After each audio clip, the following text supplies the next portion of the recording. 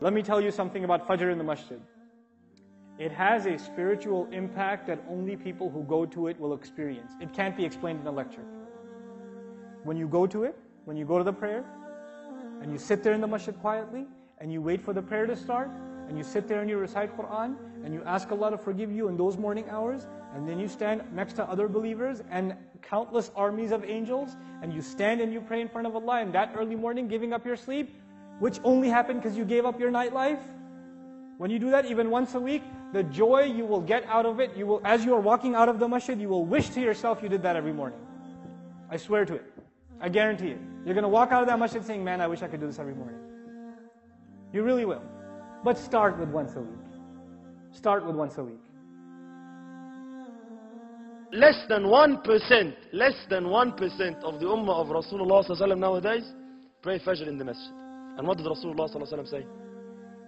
He said, وَلَوْ عَلِمَ النَّاسُ مَا فِي الْعَتَمَةِ وَالصُّبْحِ لَأَتَوْهُمَا وَلَوْ حَبْوَ.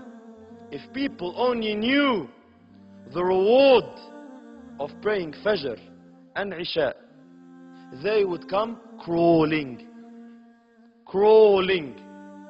Let's understand. Let's read between the lines of the hadith of Rasulullah sallallahu alaihi wasallam. What would make you ask yourself? If I say to you, Habibi Allah, if you come crawling from your house, I'm going to give you $5. Will you come? If I make an announcement, anyone that comes crawling from his house to the mosque will take $5. Will anyone come? Crawling? No.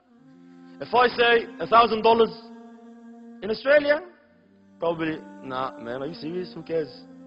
No, I'm not going to come crawling from my house. But if I say $1 million, ya Baba, you will find Sydney like a zoo. Sah?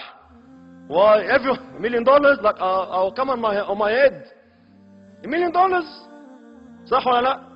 Rasulullah is saying, if you knew the reward of Fajr, you would come crawling. What does that mean? I want you to imagine now one of the brothers bought a Mercedes-Benz, bought a brand new car, whatever it is, bought a brand new car, parked it in the driveway, and the next morning, the car's gone. So automatically we're going to ask, brother, you insured?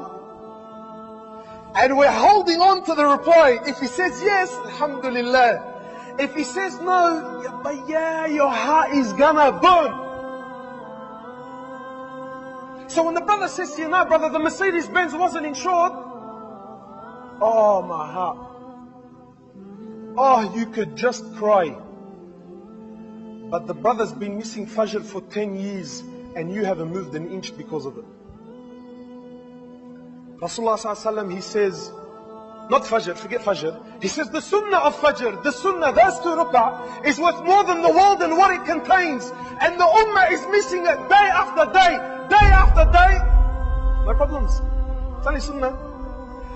But if a piece of metal wrapped around some fancy leather, if that was to be taken away from the man, that hurts.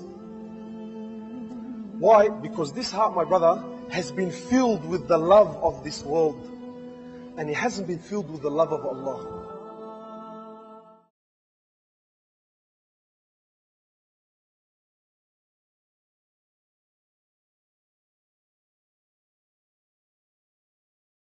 يوم ترى المؤمنين والمؤمنات يسعى نورهم بين أيديهم وبأيمانهم بشراكم اليوم